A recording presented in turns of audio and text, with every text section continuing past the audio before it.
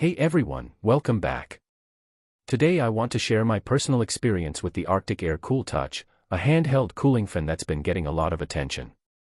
I wanted to find out if it's actually useful or if it's just another gadget with flashy advertising. I picked one up to see how it performs in real-life conditions instead of relying on marketing claims. My goal was simple: test it indoors, outdoors, check the battery life, cooling performance, and overall comfort after using it for several days. The first thing I noticed is that it's lightweight and easy to carry. It fits comfortably in one hand, and the controls are very straightforward. It has multiple fan speeds along with a built-in cooling plate that's designed to provide an extra cooling sensation when placed against your skin. I decided to test it outside on a warm afternoon.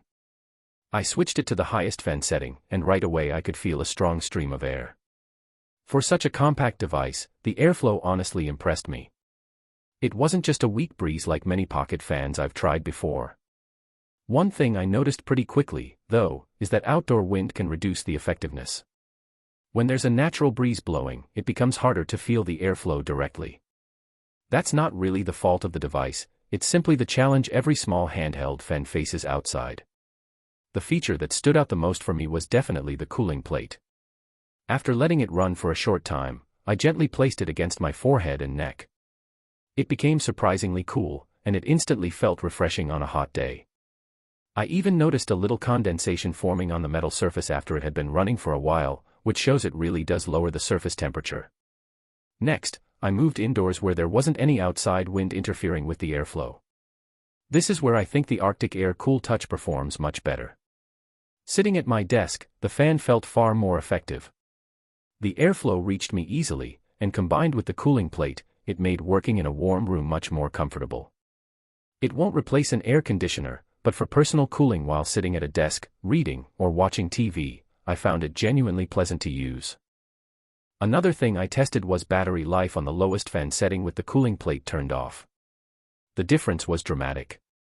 It continued running for well over 12 hours, which lines up fairly well with the manufacturer's advertised battery life. Of course, that's only with the basic fan function running at the lowest speed. The adjustable head is another feature I appreciated, although I wish it had a wider range of motion. It tilts enough for basic positioning, but I found myself wanting just a little more flexibility when placing it on my desk. Build quality feels fairly solid overall. It's lightweight without feeling flimsy, and the USB-C charging port is convenient since most people already have compatible charging cables. Overall, I think the Arctic Air Cool Touch is a decent personal cooling device with a few limitations. It's lightweight, portable, easy to operate, produces surprisingly strong airflow, and the cooling plate genuinely adds extra comfort.